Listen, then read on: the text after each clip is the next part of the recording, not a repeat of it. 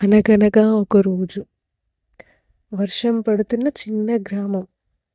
ఒక వృద్ధ అమ్మమ్మ చిన్న మిర్చి బండి పెట్టుకొని కూర్చుంది. వాన చినుకులు పడుతున్నాయి.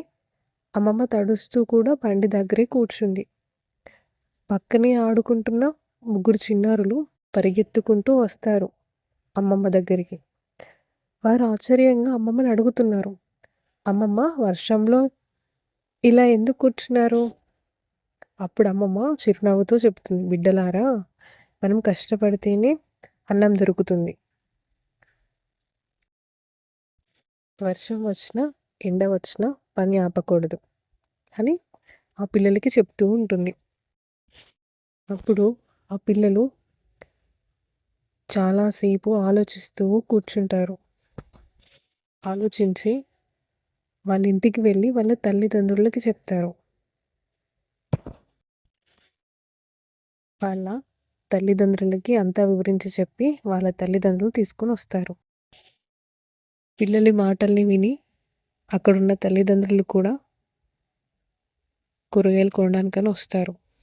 కొనుక్కొని వెళ్తారు. వాళ్ళు ఆ ఊరు మొత్తం చెప్పి ఆ రోజు ఆ అమ్మమ్మ సంపాదించేదానికన్నా ఎక్కువ సంపాదించేట్టుగా చేస్తారు. మళ్ళీ ఆ పిల్లలు అమ్మమ్మ దగ్గరికి వస్తారు.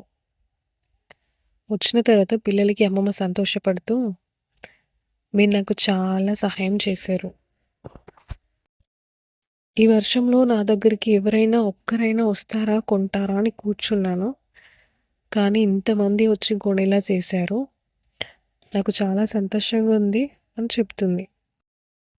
పిల్లలు, మీరు కూడా ఎప్పుడు కష్టాన్ని చూసి భయపడకండి. ఓపికగా, నిజాయితీగా పని చేస్తూ ఉంటే ఫలితం తప్పక వస్తుంది.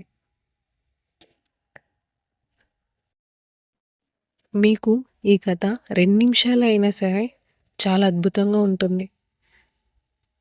ఇలాంటి కథల కోసం మన ఛానల్‌ని సబ్స్క్రైబ్ చేసుకోండి.